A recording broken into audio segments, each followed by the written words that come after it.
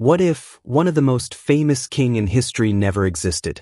Imagine a library so vast its ceiling is lost in shadow.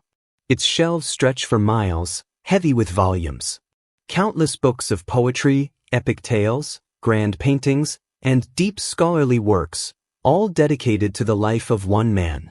His victories, his heartbreaks, his betrayals, his glorious end. Now, walk with me to the very heart of this library. Find the section labeled Eyewitness Accounts, the records from the very time he was said to have lived. And there, you find a single, bare shelf. Empty. This is the quiet, unsettling riddle of King Arthur. He is everywhere in our stories. And yet, in the one place he should be concrete, he is a phantom. He is a sovereign built not from flesh and bone, but from memory, from longing. Tonight, we aren't here to prove he was fake. We're here to understand why a ghost became the most powerful ruler who may never have worn a crown.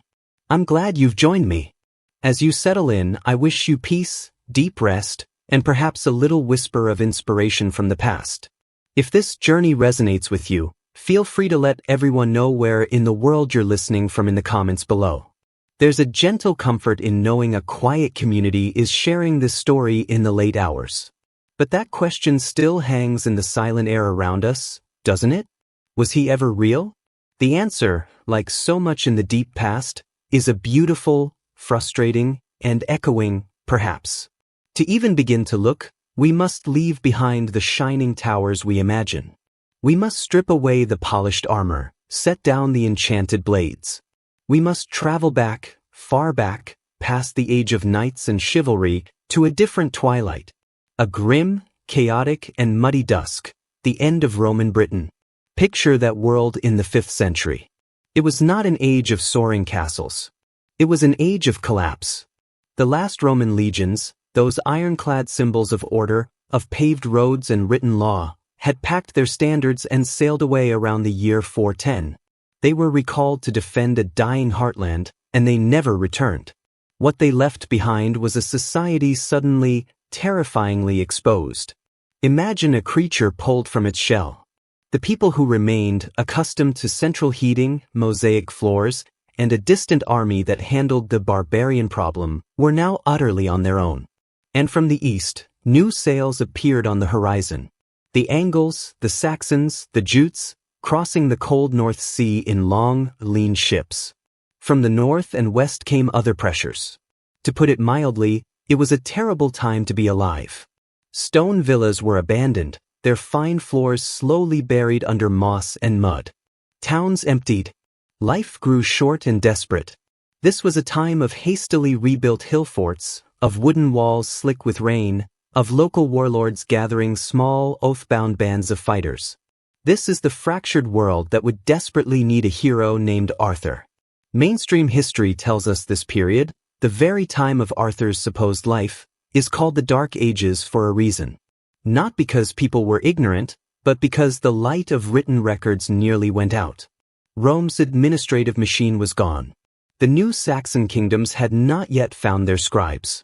The few who could write were monks, and their focus was on sin, on salvation, on the end of the world, not the deeds of a secular battle leader. This brings us to our first great historical silence. Our first empty shelf. There was a monk living right in this era, around the 540s. His name was Gildas, and he was eloquent, furious, and heartbroken. He wrote a scorching sermon on the ruin of Britain. He railed against the faithlessness of his people, the cruelty of the invaders, and the selfishness of the local tyrants who called themselves kings. And in this text, he mentions a single, climactic battle, the Battle of Mount Badon. Here, he says, the Britons finally halted the Saxon tide, winning a generation of precious peace. This is the pivotal victory. In all later tales, it becomes Arthur's 12th and greatest triumph. And yet, Gildas, our one contemporary voice, never once speaks the name Arthur. He credits the victory to God's will, and perhaps to a Roman British leader named Ambrosius Aurelianus. This silence is deafening. It's like writing the story of a great world war and forgetting to name the general. If Arthur was the High King, the savior of the island, How could the one man writing about his greatest victory leave him out completely? This is the core of the mystery. Where does the truth lie? Was he simply not there? Or was he someone Gildas chose to erase from history? This is where the theories begin, whispered in university halls. Perhaps, some say, Arthur was there but not as a king. The idea of a single high king of all Britain might be a fantasy, a later dream projected backwards. Maybe he was a dux bellorum, a duke of battles, a professional, mobile commander of cavalry, a rough, effective, and perhaps not very pious man, the kind a monk like Gildas would pointedly ignore. Or perhaps Arthur wasn't even a name, but a title, something derived from the Roman Artorius, or from the old Celtic word for bear, Ardos. He could have been the bear, a terrifying warrior whose real name is lost, a man whose legend grew so vast it consumed the person he once was. This is the fragile foundation. There is no solid proof from his time. There is only a profound, aching need for a hero. The Britons were losing. Their language, their way of life, was being pushed to the western mountains, to Wales and Cornwall. They watched their world dissolve. In such times, people don't just tell stories, they forge them as weapons for survival. They needed a symbol of defiance, a memory of a time they won. They needed a leader who wasn't just another petty tyrant, but a true heir to Rome, a Christian champion. And so, from the damp, desperate soil of 5th century Britain, a seed was planted. It wasn't yet a tale of a king in a shining castle. It was something darker, stranger, whispered in the Welsh language around hearth fires. Tales of a warrior who fought giants, who hunted magical beasts, and who perhaps had never truly died. The historical Arthur may be a ghost, but the legendary Arthur was just beginning to breathe. That seed took root first where the Saxon advance had stalled, in the rain-swept west. For centuries, this Arthur was not a king of England. He was a Welsh protector, a hero, and something far more ancient than just a man. The Romans were gone, their libraries turning to dust. The new invaders were largely illiterate. The only records of this hero survived in the margins of manuscripts and the stanzas of sorrowful poetry, copied and recopied by monks preserving a past they themselves were starting to see as myth. If we want to find the first written ghost of Arthur, we must journey to a kingdom in what is now southern Scotland, around the year 600. The text is not a history, but a poem. One of the oldest songs in the Welsh language, Why Go Dodden? It is an elegy, a heartbreaking lament for a warband of 300 elite British warriors. They gathered, the poem tells us, for a year of feasting in the great hall of their king at Dyn Eidyn, what we now call Edinburgh. They were steeling themselves for a suicidal charge against a vastly larger Saxon army at a place called Catrith. The poem is a series of short, vivid verses, each remembering a different warrior who drank in that hall and died on that field. It praises their fine cloaks, their courage, their loyalty.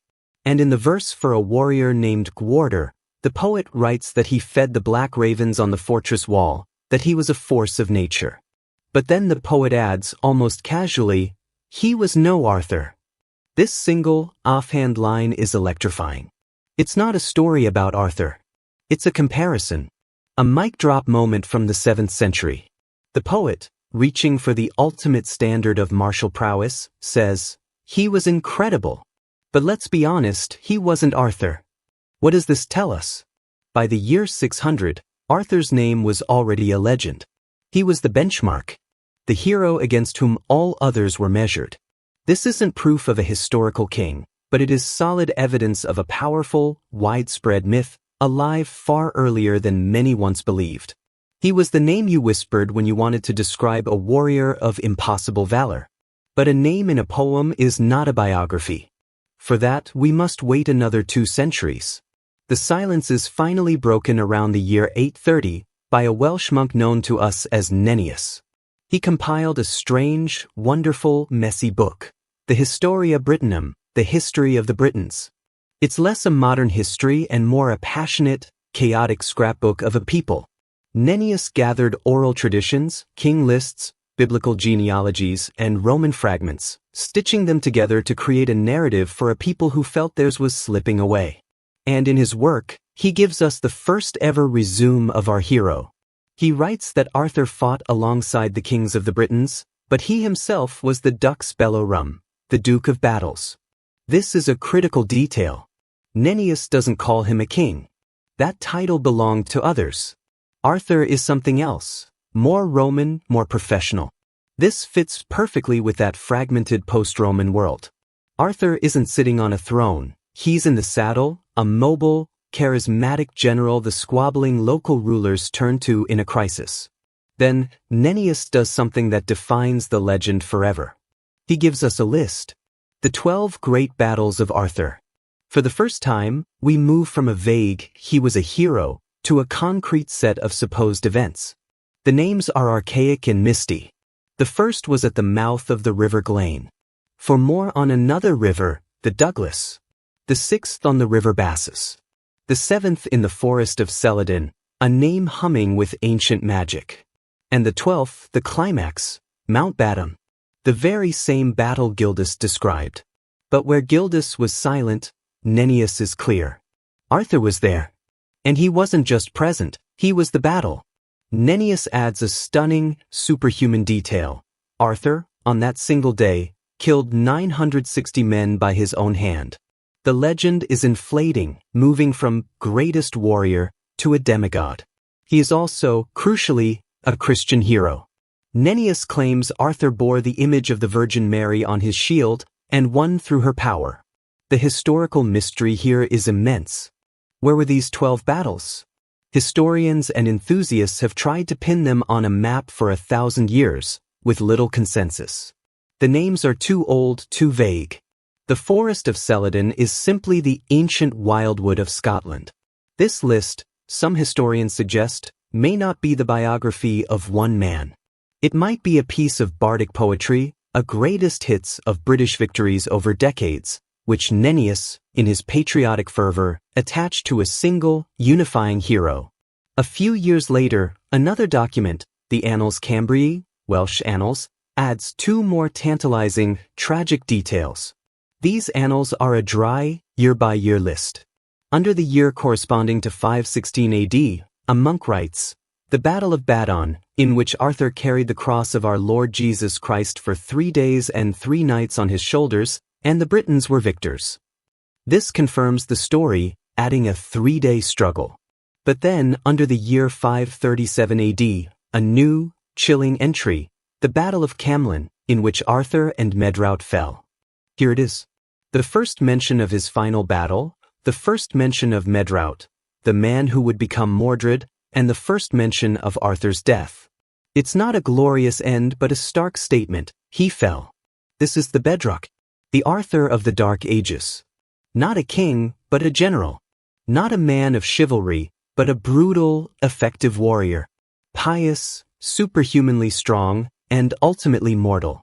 A figure of victory and of tragic, unresolved loss. But we must return to that empty shelf, to the ghost at the feast. Gildas, the man who was there. His silence is the central, maddening mystery. To understand him, you must see he was not a historian. He was the author of the angriest complaint letter ever written. Around the 540s, a Romano-British monk sat down in his scriptorium, dipped his pen in pure fury, and wrote De Excidio et Conquestu Britanniae on the ruin and conquest of Britain. It is not a calm record. It is a fire and brimstone sermon screaming at the corrupt kings and clergy of his day, accusing them of squandering the peace God had granted. He describes the Romans leaving, paints a visceral picture of Saxon invasions, flames from sea to sea, cities smashed, priests slain. He is a man traumatized by collapse. He says the Britons finally fought back, crediting a leader named Ambrosius Aurelianus, a man he respected as the last of the Romans. Under Ambrosius, he says they began to win. The war ebbed and flowed until its climax. And here we hold our breath. Gildas describes the siege of Badon Hill, a total, crushing victory that stopped the Saxon advance and brought a generation of peace. This is the battle Nennius gave to Arthur. The linchpin. And in his description of this, The most important victory of the age, Gildas names no one. He doesn't name the commander. He gives the credit to God's will. The name Arthur is nowhere in his furious book. This is the great void. How is this possible? The hypotheses branch out like cracks in ice. The first is the simplest. Arthur did not exist. He was a folk hero from a different region or a later invention, and many centuries later simply stole the anonymous victory at Badon and stamped Arthur's name on it. The real hero was Ambrosius. The second is subtler. Perhaps Arthur was there, but not the supreme commander. Gildas was a snob, obsessed with Romanness. Arthur might have been a dux bellorum, a rough, non-aristocratic cavalryman fighting under Ambrosius's command, a thuggish bear a pious monk would ignore. The third is dramatic. Gildas knew exactly who Arthur was, and he hated him. Gildas's book is an attack on the tyrants of his day. What if Arthur was one of them, or the father of one? What if, in Gildas's mind, Arthur wasn't the savior, but the start of the new, corrupt order he despised? To erase him from Badon would be the ultimate insult, a deliberate damnation of memory. We simply do not know. This silence is a blank canvas, a perfect vacuum. And in history, a vacuum never lasts. It begs to be filled. Into this gaping hole left by the man who was there, a whole new story would grow. The silence was an invitation. And soon, a man with a story would accept. Into that vast, echoing silence stepped Nennius, the 9th century collector. He was a patriot, perhaps a propagandist, writing for a people pushed to the margins, the Welsh, holding on to their language and memory against the now-established Saxon kingdoms. His Historia Brittonum was his answer to Gildas's silence, a shout against the history written by conquerors. He wanted to prove the Britons had a heroic past. And so, in chapter 56, he gave Arthur his first CV. He was careful with his words. Arthur fought with the kings of the Britons, but he himself was the dux bellorum. This wasn't a king to challenge the Welsh rulers of Nennius's own day. It was a title that sounded Roman, professional, and mobile. A commander for hire in a broken world. Then came the list of 12 battles, names now hauntingly vague. The River Glane, the River Dubglas, the Forest of Celadon. And finally, Mount Badon, where Arthur slew 960 men alone. Nennius took the anonymous victory and gave it a superhuman face. He filled the empty shelf. But while Nennius was anchoring this warlord to history, another Arthur was thriving in the shadows. This Arthur was wilder, older, stranger. He lived not in Latin manuscripts, but in the crackle of a bard's voice, in the smoke of the mead hall, in the ancient Welsh stories passed down for generations. This wasn't a pious Christian general. This was a giant slayer, a raider of the otherworld, the chieftain of a band of heroes so bizarre they make modern superheroes seem mundane. To find him, we must step out of the monastery and into the magic-soaked landscape of pre-Norman Wales. These tales, later written down in manuscripts like the Mabinogion, are far older than their parchment. The most important is the dazzling, chaotic tale of Culhwch and Olwen. Here, Arthur is not the main character, but the central, immovable pillar around which all heroes revolve. The young Culhwch arrives at Arthur's court, not a shining castle, but a fortified, smoky feasting hall, to ask for help winning the hand of the giant's daughter, Olwen. Arthur's court is not one of knights, but of freaks and demigods.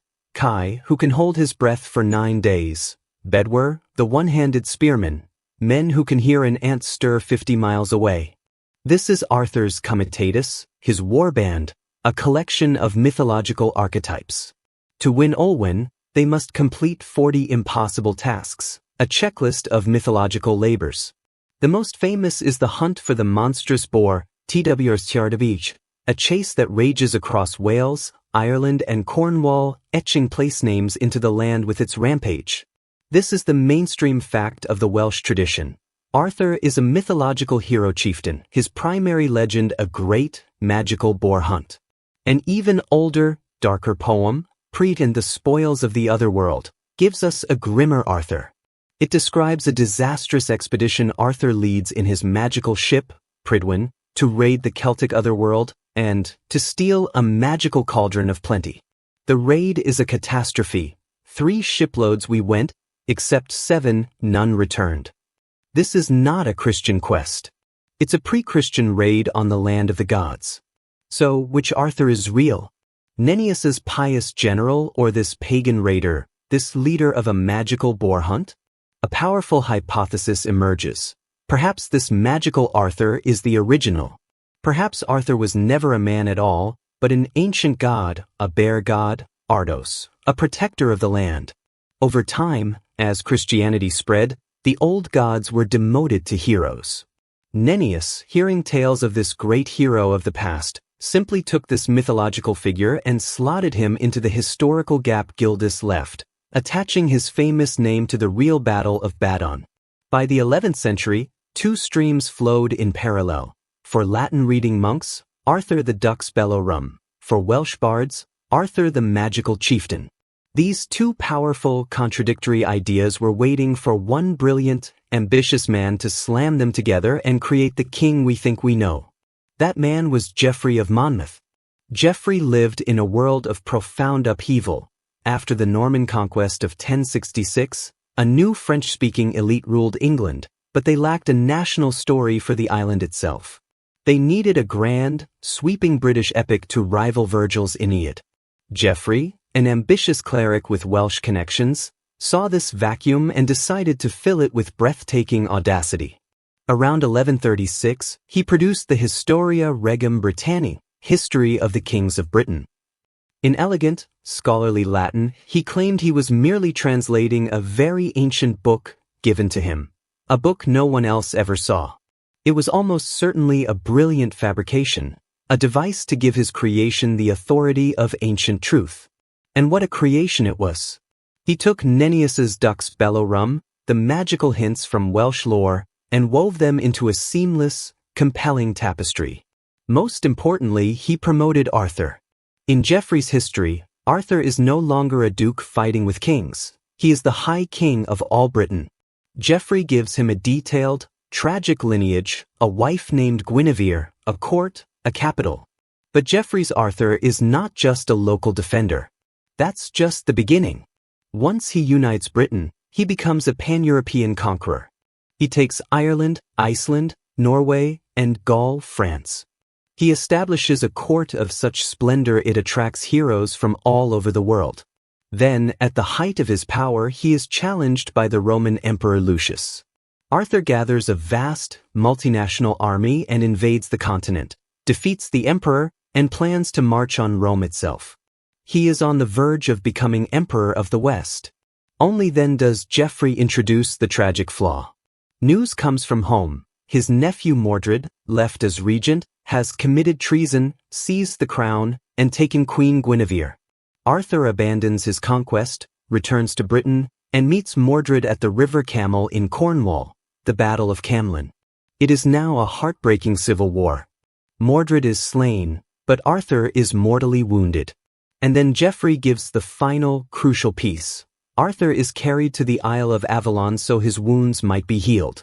He does not say Arthur died. In a later work, he adds a prophetic line, "His end shall be a matter of doubt." With that one ambiguous sentence, Geoffrey of Monmouth created the once and future king. He had taken a folk hero and made him a global emperor. His Historia was an immediate, explosive international blockbuster. For the next 500 years, it was accepted as history. But Geoffrey had built a grand political stage and left gaps. He created a court of knights but didn't tell their stories. He created a love triangle but didn't explore its heart. He built the theater. Now, the story was ready for its next act, the arrival of chivalry, romance, and a knight named Lancelot. But before that, Geoffrey, in his grand act of literary forgery, was also writing an origin story for the man who would make Arthur's empire possible. Every epic hero needs an epic advisor. A man who can bend reality. Geoffrey found this figure in the wild folklore of Wales and gave him a new name, Merlin. Merlin's entrance is pure theatrical folklore. Geoffrey sets the stage not with Arthur, but with the weak, usurping King Vortigern, the man Gildas also condemned.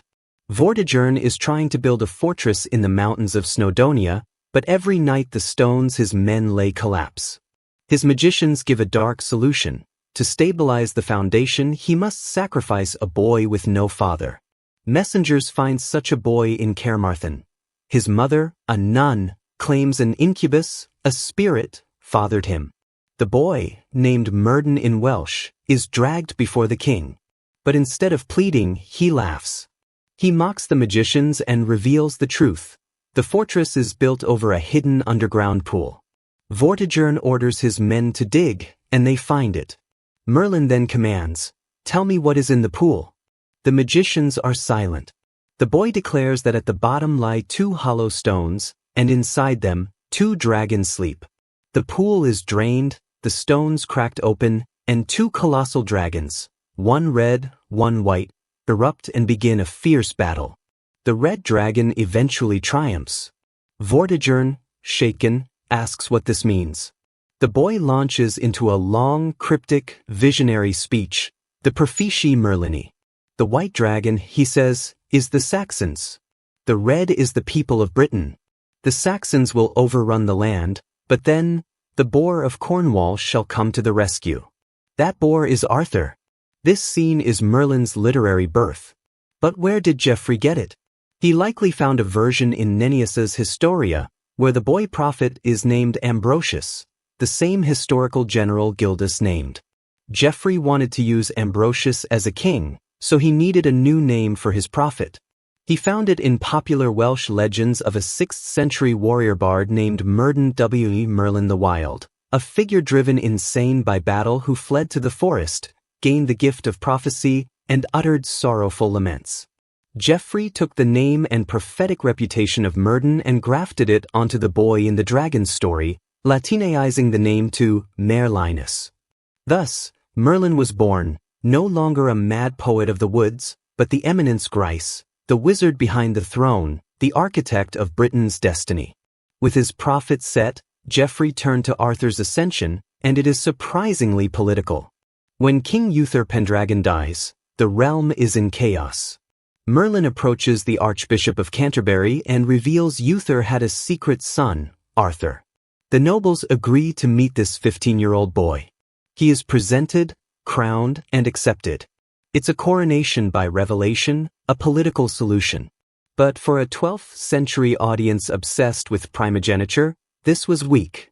Arthur's claim was shaky, a secret, illegitimate child pushed onto the throne by a wizard. The legend needed a better story. It needed a miracle. Into this gap stepped a French poet named Robert de Boron. Writing in the late 12th century, Robert was deeply interested in the Christian mysticism of the Arthurian world. He looked at Geoffrey's political coronation and saw a missed opportunity for divine sanction. And so, he invented a scene so iconic it has almost erased Geoffrey's version from memory, the sword in the stone. Robert's version is pure theological theater. After Uther's death, with the barons squabbling, Merlin instructs the archbishop to summon every noble to London on Christmas morning to pray for a sign. As Mass ends, a murmur starts. In the churchyard, where nothing stood before, is a great square block of stone, and plunged into it, a magnificent sword. Inscribed in gold are the words, "Whoso pulleth out this sword from this stone and anvil is rightwise king born of all England." It is a test set by God. The strongest dukes and earls try and fail publicly. The sword does not budge. Might does not make right. The kingdom is still kingless. Robert then introduces the lens for the miracle, the kindly Sir Ector, his son Sir Kay, and Kay's young squire, Arthur. They are in London for a tournament. Kay, preparing to joust, realizes he left his sword at their lodgings and orders Arthur to fetch it. Arthur finds the lodging locked. In a panic, riding back, he passes the churchyard, sees the sword in the stone, and thinks, "Here's a sword. I'll borrow it." He doesn't read the inscription. He doesn't want power. He just wants to help his brother. He puts his hand on the hilt and pulls. The blade slides free effortlessly. This is the story's power. The sword is a test of innocence, not strength. Arthur is the only one who can pull it because he is the only one not trying to. When he brings the sword to Kay, his brother tries to claim the feat, but Sir Ector is wiser. They return to the churchyard, and Arthur must repeat the miracle again and again before the disbelieving lords. Robert de Boron's additions solved the legitimacy problem forever. Arthur's right to rule was now absolute, signed by God.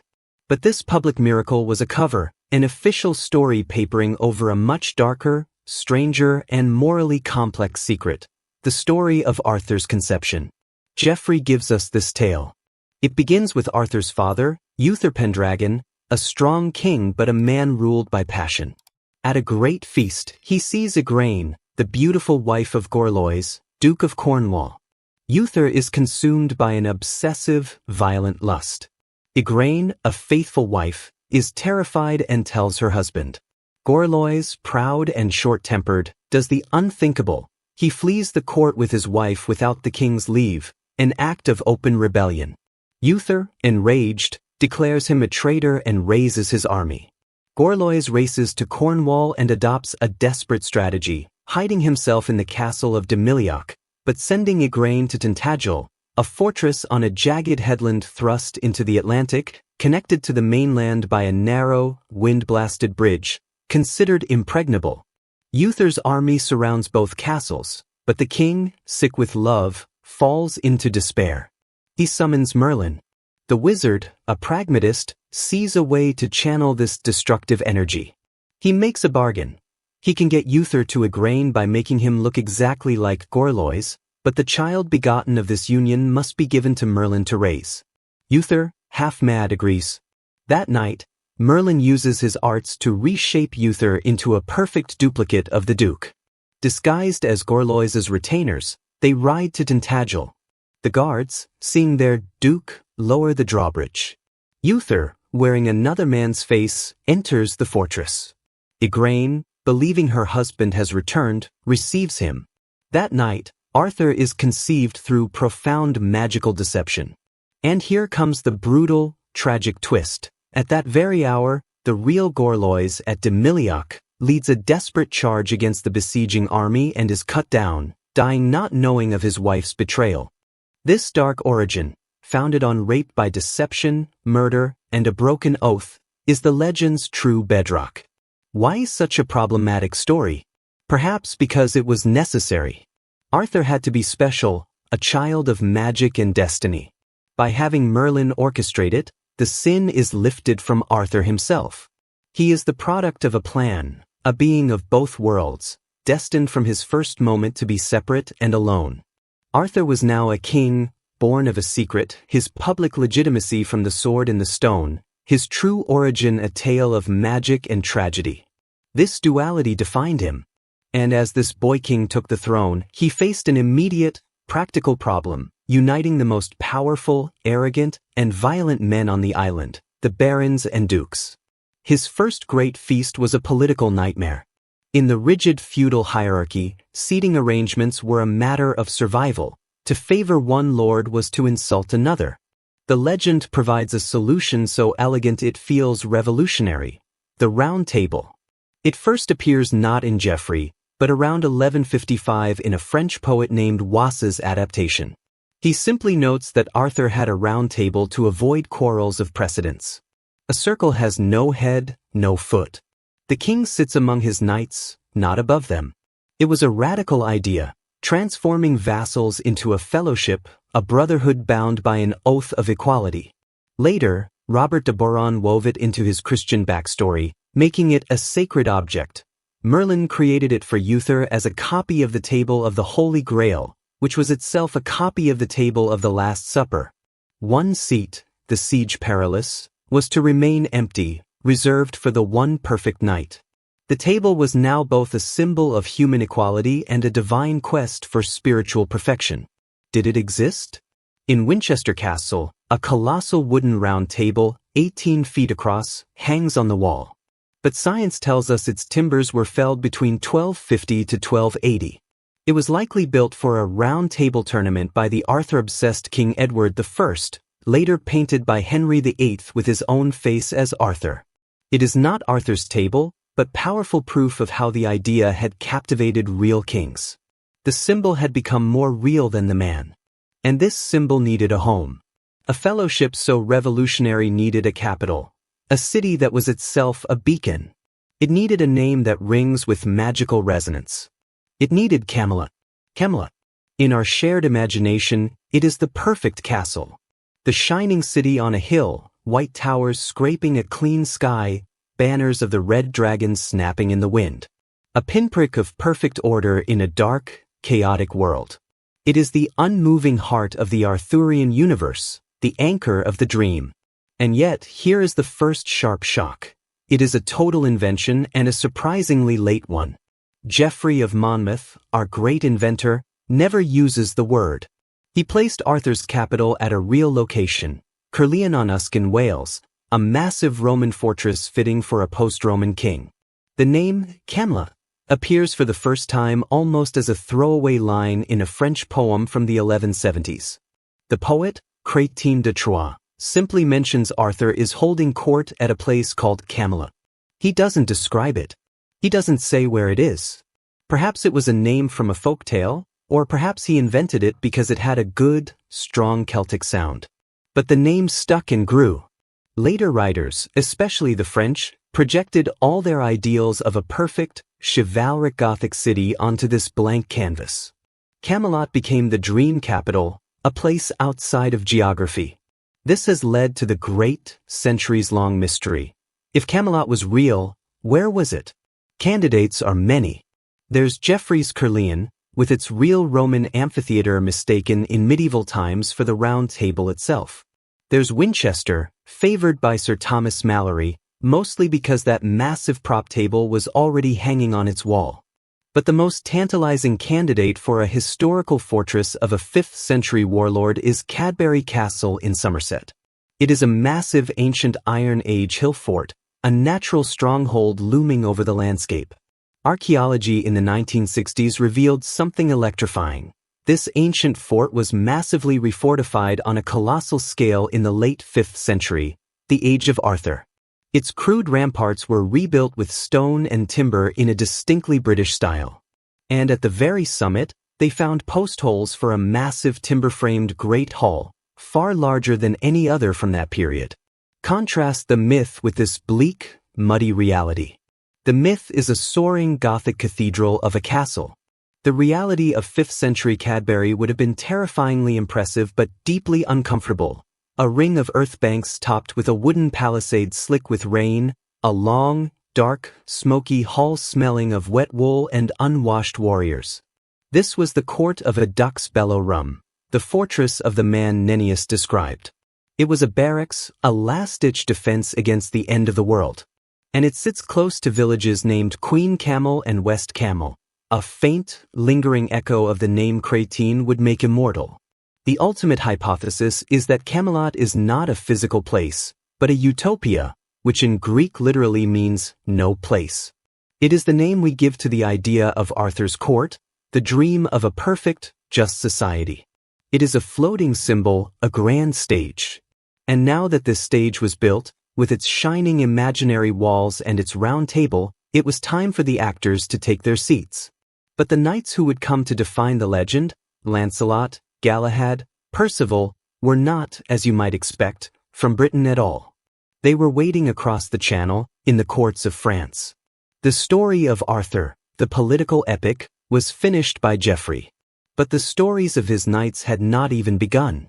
For this, the legend had to cross into the perfumed, psychologically complex world of the 12th century French court, dominated by powerful, educated noblewomen like Eleanor of Aquitaine and her daughter, Marie de Champagne.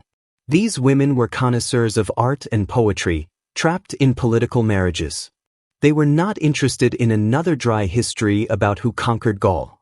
They wanted stories about feelings, about passion, drama, and personal sacrifice.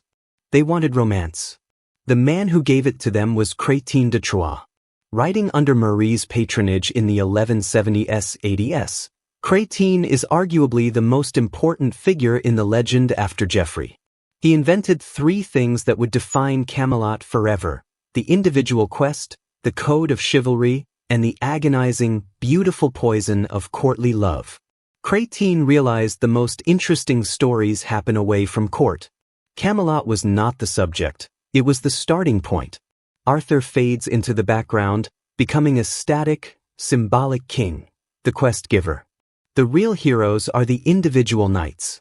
Crétin invented the chevalier errant, the wandering knight, who rides out alone into the enchanted forest of Broceliande, a landscape where reality's rules are suspended. The goal is no longer to save the kingdom, but to prove one's own worth, a journey of self-discovery. But how is that worth measured? This brings Crétin's second invention, chivalry. Geoffrey's warriors were brave but brutal. Crétin gave them a new, idealized operating system. The knight must be brave, of course, but also courteous. He must protect the weak, be merciful to a defeated foe, and above all, serve and honor all women. This code was a literary invention, a way to tame the savage warrior class of the 12th century and repackage them as heroes. This leads to his third, world-changing invention, fin amour, or courtly love. This is the engine that drives the quests. His knights are not just fighting for God or Arthur, they are fighting for the love of a lady. And here, to our modern minds, things get strange. This love was almost never for one's own wife. In the 12th century, noble marriage was a property merger, a business deal. Love happened outside it.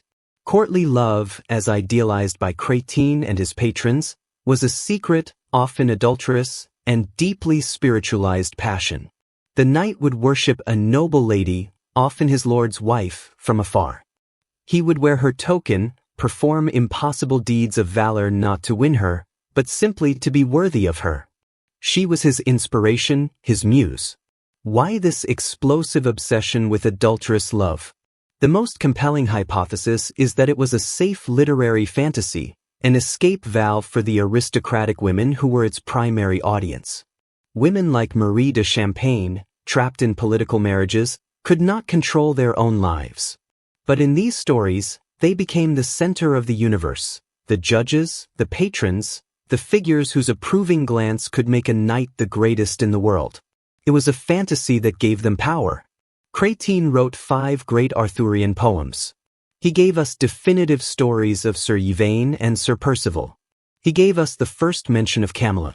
But his most famous, dangerous, and significantly unfinished poem was one he claimed Marie personally commissioned, Le Chevalier de la Charrette, the Knight of the Cart. It told the story of the one knight who embodied this new, impossible code perfectly. The knight who was the greatest warrior in the world and hopelessly, tragically, adulterously in love with Arthur's own queen, Guinevere. In this poem, Crétin introduced the world to the man who would single-handedly bring down the entire fellowship, Sir Lancelot of the Lake. Before Crétin, Arthur's court was a world of men, a military brotherhood. But Crétin and his patrons needed a hero who was not just a warrior, but a lover. And so, from his imagination, a man steps onto the stage not mentioned once in Geoffrey, Nennius, or the Welsh tales. A total French invention, inserted into the heart of the British legend, who would come to dominate it forever. His introduction is one of the most radical moments in Western literature. The story begins with a crisis. An evil knight, Maleagant, storms into court, boasts he holds Arthur's subjects captive, and abducts Queen Guinevere. The court is paralyzed. Sir Gawain sets off in pursuit, and so does an unnamed, mysterious knight, Lancelot. His pursuit is a masterpiece of psychological drama. He rides his horse to death. On foot, he meets a dwarf driving a simple cart. In the 12th century, a cart was a tumbrel, the vehicle that carried condemned criminals to execution. To ride in it meant utter, irreversible public shame, the destruction of reputation. The dwarf offers a ride. Lancelot hesitates for 2 steps. His public honor wars with his secret devotion to Guinevere. Then shame gives way to love. He climbs aboard. He is paraded, mocked, and jeered at, all for his lady. And yet, when he finally reaches Guinevere, she is not grateful. She is furious. She turns her back. But because he hesitated. For those 2 steps, his own reputation mattered more than his absolute devotion. This is the new world of the French romance. Impossible, nuanced, neurotic emotional tests. Lancelot is its perfect, flawed hero. The mainstream fact from this point forward is that he is the best knight in the world, the model of perfect chivalry, generous, merciful, brave, courteous. And yet, he is built around a single, tragic, fatal flaw. His perfection is fueled by his one great sin, his adulterous love for Guinevere, his best friend's wife and his king's queen. This love is the seed of the court's destruction, the secret hypocrisy at the heart of the perfect fellowship. Why create such a character? Perhaps Crétin, a cleric, was uncomfortable with it. He implies Marie gave him the matter and sense. Perhaps it was the point. A sophisticated tragedy showing what happens when 2 goods, loyalty to a king and devotion to a lady, are in absolute conflict. Lancelot is the crack in the mirror. His love makes him the greatest worldly knight, but it is the one thing that makes him spiritually unworthy. He is the perfect, beautiful, poisonous seed. And now that he is planted in Camelot's soil, the tragedy is no longer a question of if, but when. Lancelot, that perfect and devastatingly flawed French hero, changes the entire chemistry of Camelot. He is the catalyst, the foreign element dropped into the stable solution of Arthur's court. But a catalyst needs something to react with. Lancelot's all-consuming, world-ending love requires an object. And she is the most important, complex, and tragic woman in the entire legend. She is the queen. She is Guinevere. Before the French romances, her role was surprisingly thin. In Old Welsh traditions, she exists as a shadowy, sometimes problematic figure. There are cryptic references to Arthur's 3 great queens, all named Gwenhwyfar, hinting at a fated triple goddess. In Geoffrey of Monmouth, she is respectable, beautiful, a good political match, the dignified Roman-style empress to his emperor. When Mordred commits his treason, he seizes the crown and the queen, but Geoffrey treats it more as a political power grab than a passionate betrayal. It was Crétin de Troyes and his successors who plucked Guinevere from the background and thrust her into the very center of the story, right between her husband, the king, and his new champion, the knight. In doing so, they placed her in the most impossible position imaginable. This is Guinevere's great tragedy, the impossible choice that defines her. She is not just a person. She is a symbol trapped between 2 conflicting, irreconcilable ideas of good. On one side is Arthur. Her husband, her king, her duty. He represents order, stability, the realm, the public good. In the romances, their marriage is portrayed as respectable, beautiful, but emotionally distant.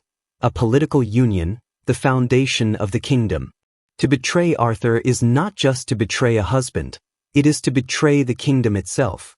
Arthur is the ideal of Camelot. On the other side is Lancelot, the best knight in the world.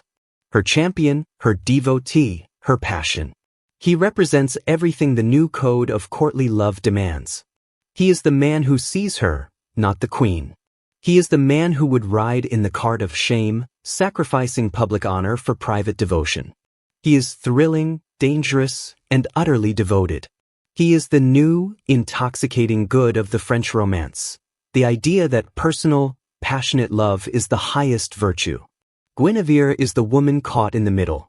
She must choose every single day between her public duty and her private heart.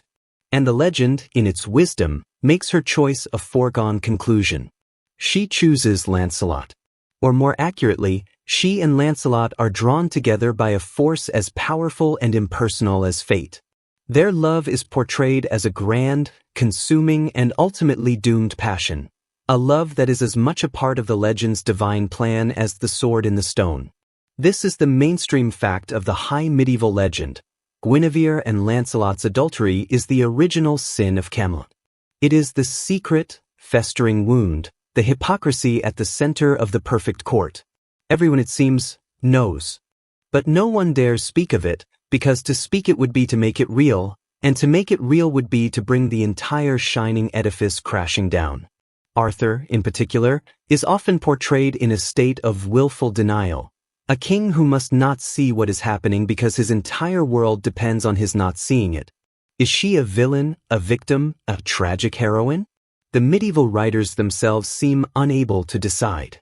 In Crétine's Knight of the Cart, she is a demanding, almost cruel mistress of courtly love.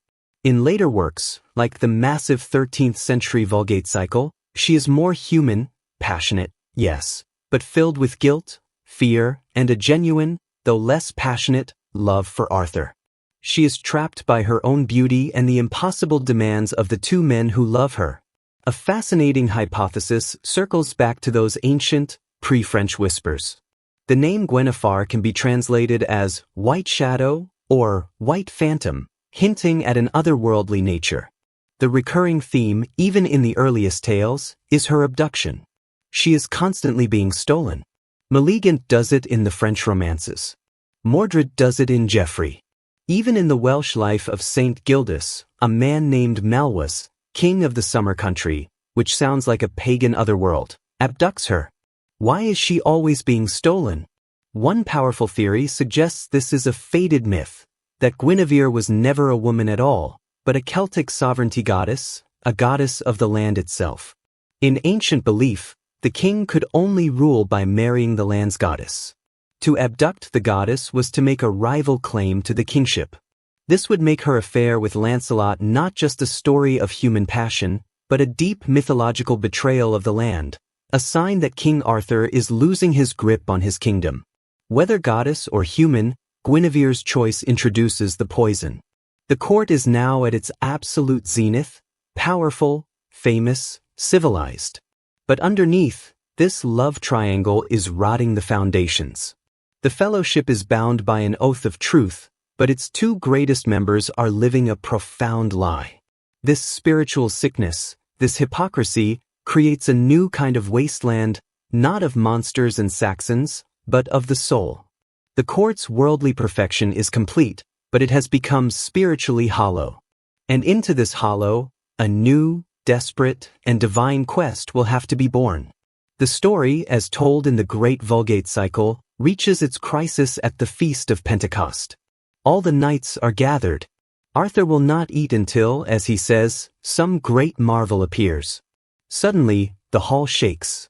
A soundless clap of thunder. A single, perfect sunbeam, 7 times brighter than day, lances through the darkness. And riding upon that beam, a vision, the Holy Grail. It floats into the hall, veiled in white samite, so no man can see the vessel itself. But as it passes, the hall fills with the scent of every sweet herb, and every knight finds his plate piled with the food his heart most desires. It is a moment of pure, unadulterated grace, God serving supper to the round table. Then it is gone. A stunned silence. And in that silence, Sir Gawain, Arthur's nephew, loyal, brave, worldly, and impetuous, leaps to his feet. His face streaked with tears, he makes a vow. He will ride for a year and a day and not rest until he has seen the Grail unveiled. He has just made a terrible, prideful mistake. He has taken a moment of divine gift and turned it into a quest, a trophy to be won by strength and will. One by one, driven by Gawain's passion, the other knights stand and make the same vow. Even Lancelot, his heart tearing in two, makes the vow, feeling the cold dread of his own unworthiness. King Arthur watches, heartbroken. He weeps openly. He understands what his knights do not. This vow is not the beginning of a great adventure, it is the end of the round table. You have slain me, he whispers, for you are now departing from me, and I shall never see my fellowship whole again. This is the mainstream fact of the quest's beginning. It is a 13th century, profoundly Christian, specifically Cistercian monastic, invention. The authors looked at the world Crétine had built, a world of courtly love, passion, and adultery, and saw a profound sickness. The Grail quest is their answer. An attempt to cleanse the legend, to baptize it, to reject worldly chivalry and replace it with spiritual chivalry. And what is this Grail? According to these monastic authors, it is the holiest relic, the Sangreal, the Holy Grail. It is the cup Jesus used at the Last Supper, later used by Joseph of Arimathea to catch the last drops of blood from Christ's side on the cross. Joseph, they say, brought it to Britain, to a hidden castle in a wasteland guarded by his descendants, a line of wounded kings known as the Fisher King. But where did this complex story come from? It seems to burst onto the scene fully formed. Crétin himself wrote the first Grail story, Perceval, but in his poem, the Grail is a strange, wondrous object, a wide platter, Graidalis, that holds a single communion wafer, carried in a procession with a bleeding lance. It's mysterious, but not explicitly the cup of Christ.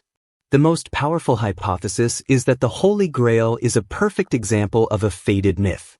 It is a piece of ancient, pre-Christian Celtic folklore scrubbed clean and baptized by later monastic writers.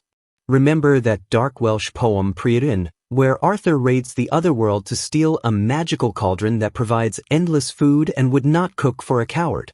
This, many scholars believe, is the pagan original. The French romances, hearing bardic tales of a magical food-providing vessel, simply reinterpreted it as the Christian chalice. The Wasteland and the Wounded King are also of pagan antiquity, a story far older than Christianity. It's sympathetic magic. The fertility of the land is tied directly to the physical, often sexual, vitality of its king. The Fisher King is wounded in the thighs, a euphemism for the groin. Because the king is sterile, the land is sterile. This is a sovereignty myth, Christianized. The quest is not just to find a cup, it is to heal the king and in so doing heal the land. But this new, Christianized quest has terrifying new rules. It is not a test of arms. It is a test of the soul. A knight cannot fight his way to the Grail. His strength is useless, his worldly honor, a liability. The Grail demands one thing, spiritual purity. And this is the tragedy for Arthur's court. Lancelot, the best knight in the world, is by this new standard the worst. His entire being is defined by his adulterous love, his attachment to the world. He and the other knights ride out, and they fail. They are cast into a spiritual wilderness. Lancelot himself comes close. He reaches the Grail castle of Corbenic, peers into the sacred chamber, but as he tries to enter, a blast of fiery breath strikes him down. He falls into a coma for 24 days, one for each year he has lived in sin. He wakes a broken man, his perfection shattered. The old order has failed the new test. The world needs a new kind of hero. The quest for the Holy Grail had shattered the old order. The Knights of the Round Table, the greatest fellowship of worldly heroes, had been sent on a journey where their strength and courage were useless. The Grail demanded not a better warrior, but a better soul. And as we saw, Lancelot, the best of them, was the quest's most spectacular failure. His entire life, his code of honor, was built upon the sin of his love for Guinevere. He was the perfect, flawed human hero. In the face of this divine test, his perfection was revealed as a spiritual void. The old world had failed. The legend needed a new kind of hero. This new hero, as envisioned by the 13th century monastic authors, had to be everything Lancelot was not. He had to be pure, a virgin, a knight of Christ, a warrior monk whose strength came from God's grace, not his own will or love for a queen. And so, in one of the most brilliant and calculated moves in literary history, they invented him. And they made him Lancelot's son. His name was Galahad. His origin story is a dark, strange echo of Arthur's own conception, another tale of magical deception. The legend tells of the Grail castle of Corbenic, where the Fisher King, Pels, guards the holy relic. Pels had a daughter, Elaine of Corbenic. Through mystic knowledge, Pels knew a prophecy: the best knight in the world, Lancelot, would father a son, and this son would achieve the Grail and heal the wasteland. But there was a problem. Lancelot loved only Guinevere. So King Pels, in a move of desperate, divine pragmatism, conspired. He employed a sorceress, Dame Brisson, who gave Elaine a magic ring or potion that made her appear in all ways to be Queen Guinevere. Like Uther before him, Lancelot was tricked. Lured to the castle, he believed Guinevere had secretly summoned him. He went to Elaine's chamber and in the darkness, slept with her. In that single, engineered night of sin, Galahad was conceived. This is the complex theology of the monastic authors. Galahad is the son of Lancelot's sin, but he himself is utterly innocent of it. He is Lancelot's blood, but cleansed. A new model, possessing all his father's peerless skill at arms but untouched by his fatal flaw. He is raised not at court, but in a convent, by nuns, shielded from the world's temptations. He is a living allegory. Galahad's arrival at Camelot is the moment the old order is officially displaced.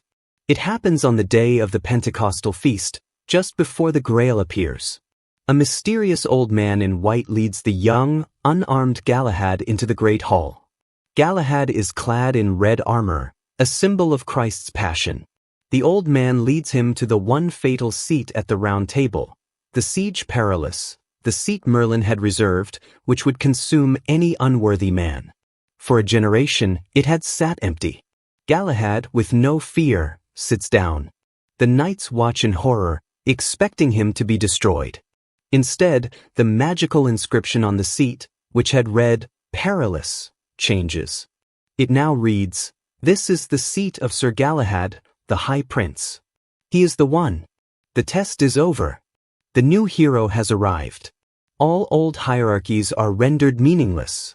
He is given a sword pulled from a stone floating in a river.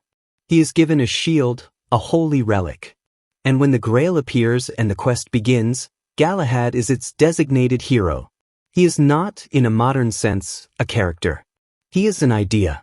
A 13th century Cistercian monk's dream of the perfect man.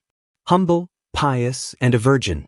He has no inner conflict, no doubts. He is immune to temptation. He rides through the wasteland like a visitor from another plane of existence, shielded by his purity. While Gawain gets lost and fights pointless duels, Galahad simply succeeds. Demons cannot tempt him. Evil knights cannot defeat him. He is a guided missile aimed by God at the heart of the Grail's mystery. Why create such a perfect and to many, inhumanly boring character?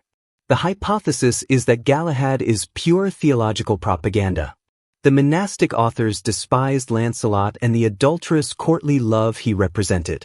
They saw him as a poison. Galahad was the antidote, created to displace Lancelot, to show the world a new, spiritual hero. He is Lancelot's son, born to redeem his father's sin and replace him as the best knight in the world. In the end, Galahad is one of only 3 knights who achieve the quest, accompanied by the pure Sir Percival and the steadfast Sir Bors. They reach the Grail Castle, heal the Fisher King, and are granted the ultimate vision. Galahad sees the Grail unveiled and beholds the divine mystery within. In that moment of perfect, ecstatic union with God, he has a final request. He has seen perfection. He cannot, he says, bear to return to the flawed, sinful world. He prays for death. As he prays, his soul is taken from his body by a host of angels and carried to heaven. Galahad's victory is the ultimate Cistercian message. True salvation is not found in fixing the world, as Arthur tried to do, but in leaving it. He wins, but he does not return. His success is, for Camelot, a terrible, final loss. The Grail was gone. Galahad, the perfect spiritual knight, had ascended to heaven, taking the holy vessel with him. In doing so, he took the very soul of Camelot. The quest had been a terrible, clarifying fire. It revealed the spiritual hollowness at the heart of the perfect court. The knights who stumbled back, men like Sir Bors and a humbled, broken Lancelot, were not victorious heroes. They were survivors. They had seen the face of God, been judged, and found wanting. The fellowship was shattered, its purpose fulfilled and, in its fulfillment, extinguished. Arthur's court, built on the dream of worldly perfection, was now just a court. The high ideals were gone. And into that vacuum, all the old, human, messy problems came rushing back in. The love between Lancelot and Guinevere, paused by the spiritual terror of the quest, resumed. But now it was no longer a secret, passionate thrill. It was a joyless, guilty habit, a bond of shared trauma. The court, once so bright, entered its twilight. The air grew thick with suspicion, bitterness, and the knowledge of failure. The knights, having failed the test of God, turned on each other. The great age of adventure was over. The age of intrigue, factionalism, and retribution was about to begin. And from the shadows, an antagonist emerged who was not a Saxon invader, a Roman emperor, or a magical beast. The final, fatal enemy of Camelot was not an outsider. It was family. It was Arthur's half-sister, a woman who had been lurking at the edges of the story from the very beginning. A woman of profound power, intelligence, and a deep, festering, and perhaps justifiable rage. She is Morgan Le Fay. Her evolution is one of the strangest mysteries in the entire legend. If we go back to Geoffrey of Monmouth, we find a Morgan who is not a villain at all. She is Arthur's savior. Geoffrey describes her as the eldest of 9 magical sisters, a learned and benevolent ruler, the queen of the Insula Avalones, the Isle of Apples. She is a wondrous healer. In Geoffrey's original ending, when Arthur is mortally wounded at Camelot, he is carried to Avalon and delivered into the care of his sister Morgan, the one person with the magical knowledge to save him. She is his last, best hope. So what happened? How did this benevolent healer queen transform into the 13th century author's vision of a dark, malevolent, demonic sorceress? The answer is a complex brew of theology, narrative necessity, and profound misogyny. The monastic authors of the Vulgate cycle were deeply suspicious of powerful, educated women operating outside the church's control. A female healer was a witch, a female ruler, an abomination. Morgan, with her pre-Christian Celtic roots, was a natural target. She became the perfect foil, the anti-Mary. But they also gave her a new, devastating, human motive. The French romances rewrote her biography. She was no longer just Arthur's sister. She was specifically the daughter of Igraine and her first husband, Gorlois, Duke of Cornwall. This changes everything. Arthur, her half-brother, is the living, breathing symbol of her father's murder and her mother's rape by deception. Arthur is the child of the sin that destroyed her world. Her hatred is no longer random evil. It is a vendetta, a quest for justice, or at least revenge, for the original crime that made Camelot possible. In these later romances, Morgan becomes the anti-Merlin. Where Merlin used his magic to build and protect Arthur's kingdom, Morgan uses hers to expose and destroy it. She becomes the great, agonizing truth-teller of the court. She knows about Lancelot and Guinevere. She sees the rot, the hypocrisy. She makes it her life's work to drag that secret into the light. She sends a magical testing horn to court, one only a faithful wife can drink from.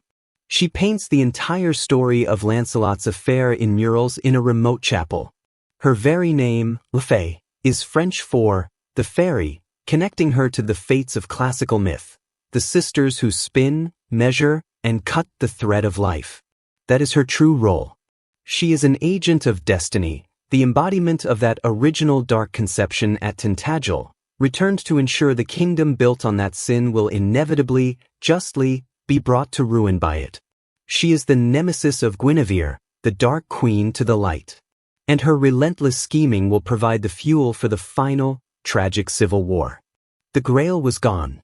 The spiritual heart of Camelot had been ripped out, and the survivors, Lancelot chief among them, were now just men waiting for the end. The court was in its twilight, and the old bonds, once so strong, were fraying, poisoned by the memory of collective failure and the now undeniable hypocrisy at its core. But while Lancelot was the tragic French import and Galahad the divine monastic invention, there was another man at that table. A man who had been there from the beginning. A man whose story is perhaps the most complex of all. Arthur's own nephew, the loyal, brave, and deeply human Sir Gawain. Gawain's journey is a perfect mirror of the legend's own evolution. In the oldest Welsh traditions, he is Gwalchmai, the Hawk of May. He is not just a warrior but a peacemaker, his courtesy and wisdom as famous as his strength. In some traditions, he is a solar hero, his power mystically waxing to its peak at noon and waning with the sun. He was the original, native-born British hero of the court. Geoffrey of Monmouth kept Gawain central. He is Arthur's right-hand man, his most trusted nephew, a leading general in the war against Rome. He is fiery, loyal, and tragically dies early in the Civil War, cut down by Mordred's men, a raw, personal wound for Arthur. But then the French romance writers took over. They had a problem. To make their new, complex hero Lancelot the best, they had to demote the man who held that title, Gawain. In the French romances, Gawain's character begins to curdle. He remains brave and courteous but becomes a foil, the perfect worldly knight who knows all the rules of chivalry but none of the heart. He is often a notorious womanizer, a shallow contrast to Lancelot's profound passion. His lowest point comes during the Grail quest. The monastic authors despised him as the symbol of the old, failed, sinful worldly chivalry.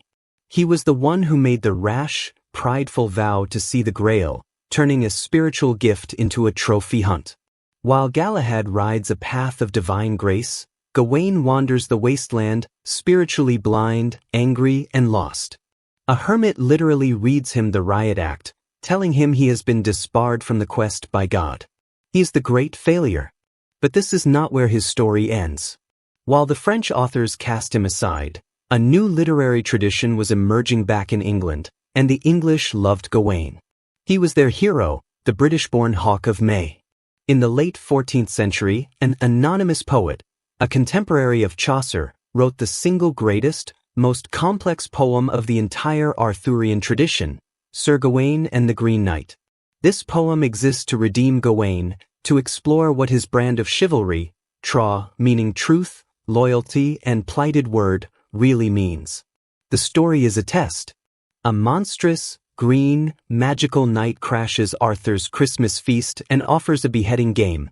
Any knight may chop off his head, on condition that in 1 year, that knight must find him at the Green Chapel and receive the same blow. Gawain, in his loyalty, accepts for the king. He cuts off the giant's head. The Green Knight simply picks it up, tells Gawain to find him in a year, and rides out. The rest of the poem is not an adventure, but a moral crucible. Gawain's journey to the chapel is a test of his integrity. He stays at a remote castle with the jovial Lord Bertilac, who proposes a game. For 3 days, he will go hunting and give Gawain what he wins.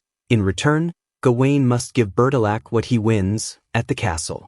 For 3 days, Bertilac's beautiful, witty, and forward wife tries to seduce Gawain. He is caught between 2 pillars of his code, his courtesy, he cannot be rude to the lady, and his loyalty, he cannot betray his host. For 2 days, he brilliantly threads the needle, accepting only kisses, which he faithfully gives to Bertilac.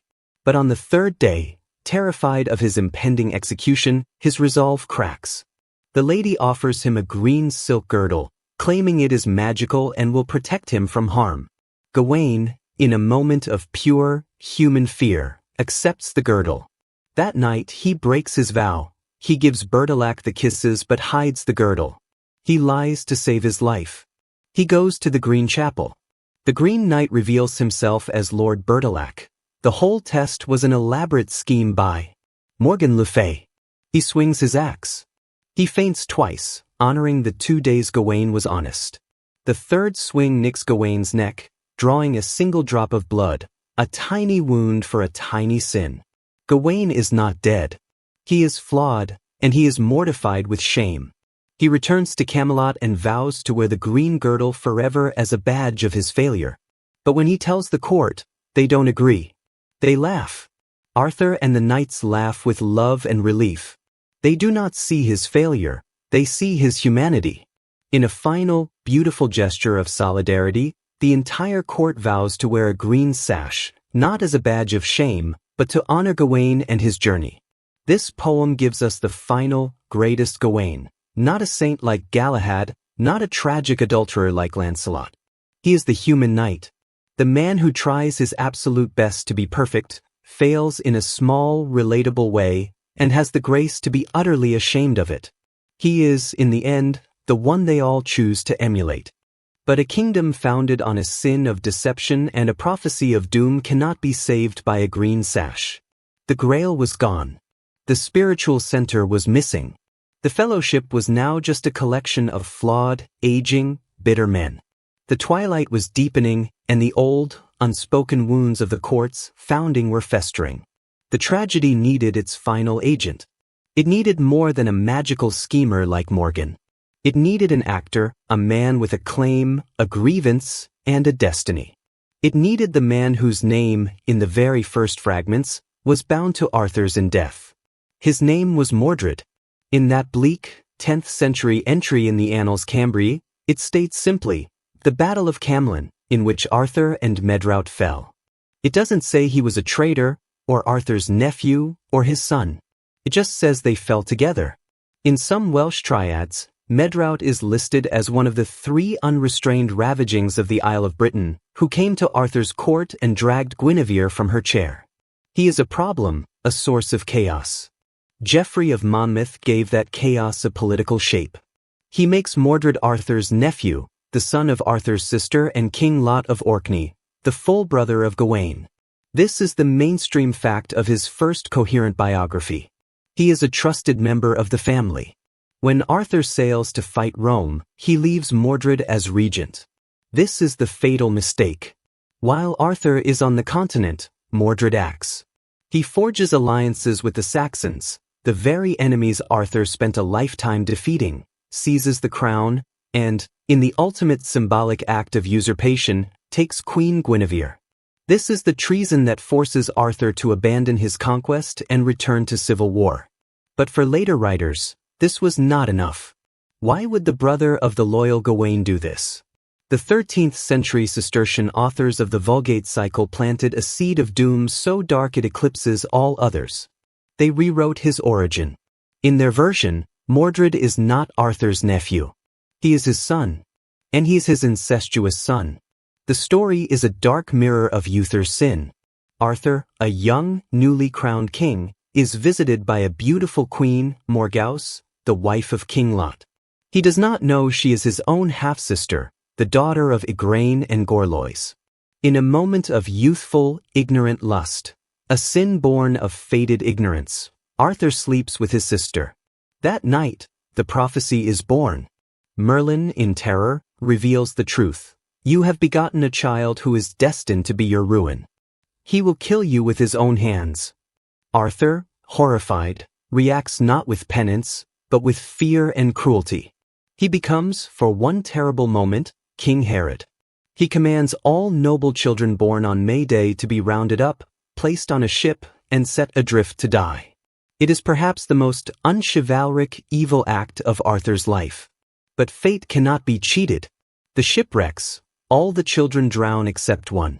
A single infant, Mordred, washes ashore, is found by a good man, and raised in secret. He survives because of Arthur's attempt to kill him. His life is a dark miracle. This is the masterstroke. Mordred is no longer just an ambitious nephew. He is a consequence. A living, breathing, walking embodiment of Arthur's own hidden sin. He is the snake in the garden, and Arthur himself put him there. He is the dark shadow to Galahad's light. Galahad was the innocent son of Lancelot's sin, born to redeem the court. Mordred is the innocent son of Arthur's sin, born to destroy it. He eventually comes to Camelot, his identity unknown. He becomes a knight, but a dark, cynical one. He is the one who sees the court's hypocrisy most clearly. He is the one who, along with his brother Sir Agravain, finally forces the Lancelot-Guinevere affair into the open, setting the stage for the final, bloody act. His treason is not just a grab for power. It is fate come full circle. The child of lust and fear returning home to claim his inheritance of fire and death. The tragedy, once set in motion, moved with the terrible, grinding speed of an avalanche. Mordred, that living consequence of Arthur's oldest sin, along with his brother Sir Agravain, had laid the trap. They forced the truth of Lancelot and Guinevere into the open, catching the knight in the queen's chamber. In that chaotic, desperate night, Lancelot, fighting for his life, did the unforgivable. He killed Sir Agravain. And worse, by tragic accident, he cut down the unarmed, noble, and beloved brothers of Gawain, Gareth and Gaheris. This was the blow that finally, irrevocably, broke the fellowship. Gawaine's love for his kinsman was the only thing stronger than his love for Lancelot. His heart, once the most courteous in the world, calcified by a grief so profound it became a kind of madness. He turned the full, terrifying force of his rage and sorrow not on Mordred, the schemer, but on Lancelot, the killer. It was Gawaine's thirst for vengeance that drove King Arthur, against his own weeping protests, into a pointless, tragic civil war. The king was forced to besiege his best knight in his castle in France. And it was here, as the last dregs of the Round Table spilled their blood on foreign soil, that Mordred made his move. He was the son of prophecy, the child Arthur had tried to murder, and he had been waiting. Just as Geoffrey of Monmouth had written, Mordred, left as regent, declared Arthur dead. He seized the crown, forged alliances with the hated Saxons, and declared he would take Queen Guinevere as his wife. The news struck Arthur's camp like a thunderbolt. The war with Lancelot was instantly forgotten, a terrible, pointless squandering of strength. Arthur, his heart sick, knew it. He gathered his remaining army and sailed back to Britain to reclaim his land. The landing at Dover was not a homecoming, it was an invasion. Mordred and his Saxon allies were waiting on the beaches. In the bloody, chaotic battle on the shore, Sir Gawaine, still fighting at the front, was struck down. He was carried to the king's tent, a mortal wound in his head.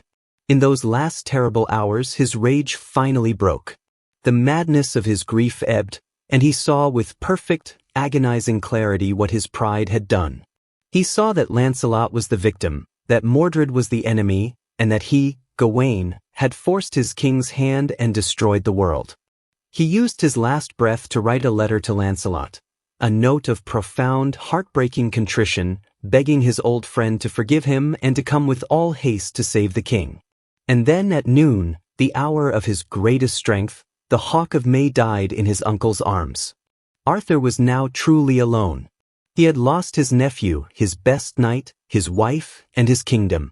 All that was left was the prophecy. All that was left was the end. He marched his army west into Cornwall, pushing Mordred's forces back to a single, predetermined spot. The night before the final battle, Arthur fell into a haunted sleep. He dreamt a vision of terrible final clarity. He saw himself sitting on a throne atop a great wheel, the Wheel of Fortune. In an instant the wheel turned. His throne plunged downward, and he was cast into a dark, churning pit of water filled with serpents and wild beasts. His end was here. The two armies, what was left of the British dream, met on a plain near the sea. The name of the field was Camelot. This is the oldest, hardest fact of the legend's end. That 10th century scrap of parchment states it with brutal simplicity. But in the romances, this is the apocalypse. There was one last, desperate attempt at peace. Arthur and Mordred agreed to meet in the center of the field, each with a small guard, to sign a treaty. But trust was gone. Both men, paranoid and broken, gave their armies a secret, fatal command. If you see any sword drawn, for any reason, sound the charge. The two kings met in the cold, tense quiet. They stood face to face, the father and the incestuous son, the sin and the consequence, the king and the traitor. They hammered out a truce. The war, it seemed, was over.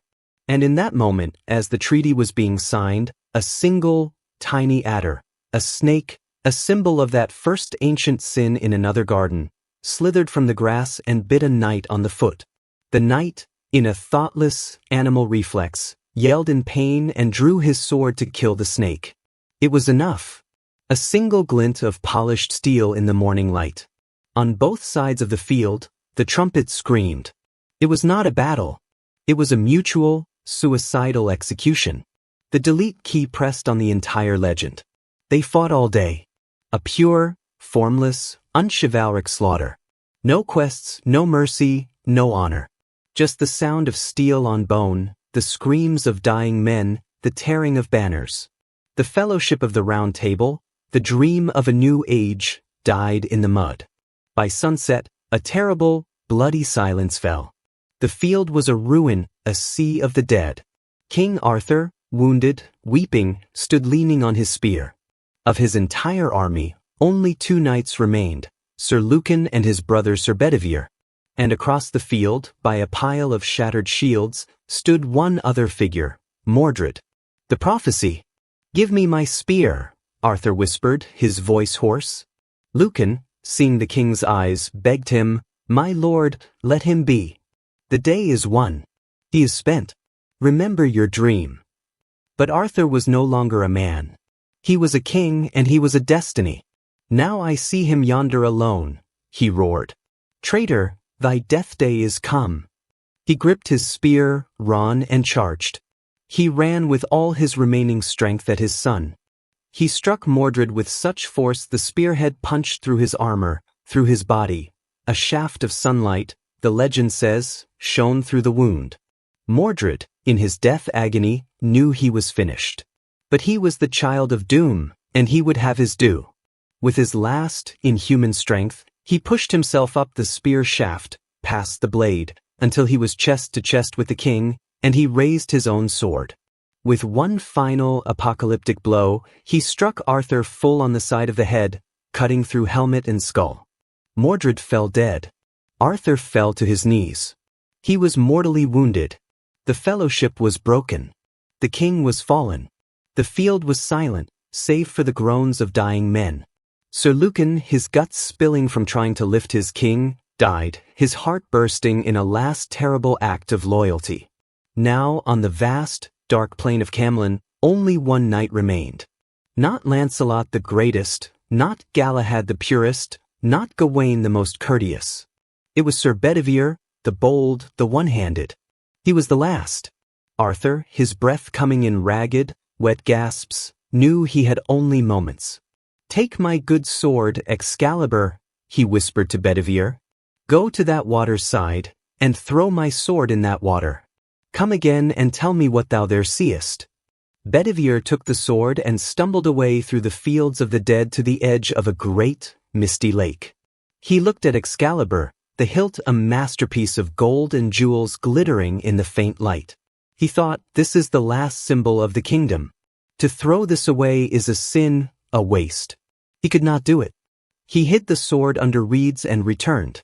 "What saw thou there?" Arthur whispered. Bedivere lied. "My lord, I saw nothing but the winds blow upon the waves." Arthur's eyes, clouded with death, flashed with cold, clear anger. "Ah, traitor, untrue," he breathed. "Now thou hast betrayed me twice. Go again lightly, for thy long tarrying putteth me in great jeopardy of my life." Shamed, Bedivere ran back. He picked up the sword, felt its impossible weight, looked again at the jewels, and again his human heart failed him. He hit it a second time and lied a second time. "I saw nothing but the water lap and the waves wan." Arthur, in his final agony, raged. "Ah, traitor! Now go again and do as I command." Bedivere, his soul broken, finally understood. This was not a request, it was an order from a different world. He ran to the lake, shut his eyes, and threw the sword, jewels and all, in a high, flashing arc over the dark water. And then the miracle! Before the blade could strike the surface, an arm and a hand, clad in white samite, mystical and wonderful, rose from the water. The hand caught the sword by the hilt, brandished it 3 times in the air, a sign of acknowledgement, a pact fulfilled, and then slipped back beneath the surface. The magic was gone. The circle was closed. Bedivere ran back and told the king what he had seen. Arthur's face softened. "Ah," he whispered, "help me from hence, for I have tarried over long." Bedivere, the last knight, gathered his king into his arms and carried him stumbling to that same water's edge. And there, nosing against the shore, was a black barge. It was filled with fair ladies in black hoods, all weeping. And among them, as Sir Thomas Malory tells it, was a queen. It was Arthur's sister, Morgan le Fay. This is the final, profound mystery. Morgan, the sorceress, the truth-teller, the woman who had schemed to destroy her brother, had now returned. She was no longer the villain. She had reverted to her oldest, truest self, the Queen of Avalon, the magical healer. The vendetta was over. The prophecy was complete. All that was left was family and magic. "Ah, my dear brother," she said, "why have ye tarried so long?" They laid the king gently in the barge. As it began to push off from the shore, Arthur looked back at the weeping Bedivere, the last man of his broken world. "Comfort thyself," the king said, "for in me is no trust for to trust in. For I will into the vale of Avilion to heal me of my grievous wound." This is the end. And it is not an end. It is an ambiguity. Arthur does not die. He is taken away. But where is Avalon? For Geoffrey, it was a magical, pagan otherworld.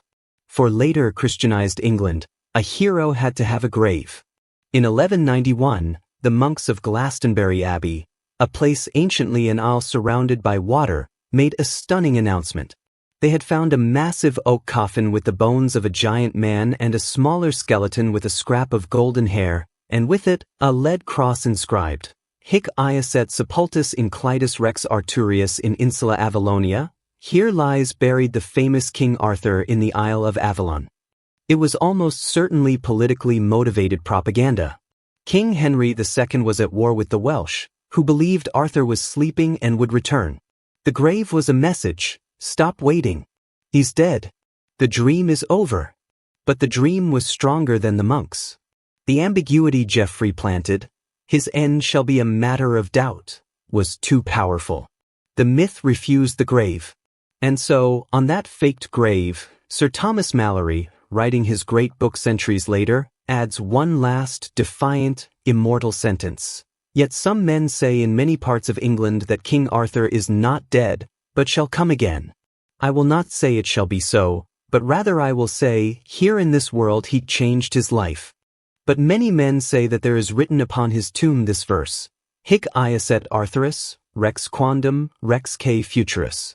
That final, haunting epitaph, the once and future king. It is perhaps the most powerful sentence in the entire legend. The line that guarantees the story will never truly be over. For nearly 400 years after Malory, the king slept, dismissed by the Renaissance and the Age of Reason as a childish fairy tale. But in the 19th century, as the Industrial Revolution created a new, real wasteland of smoke and machines, the sleeping king awoke.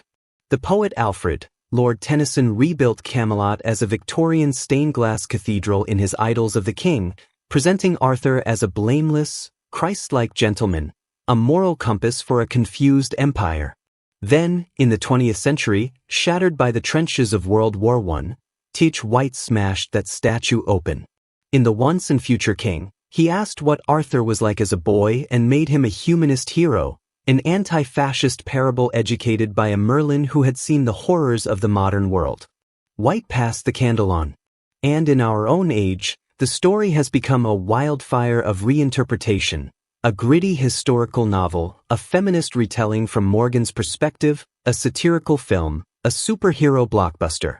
The king is no longer just a king. He is a brand, a piece of cultural open-source code.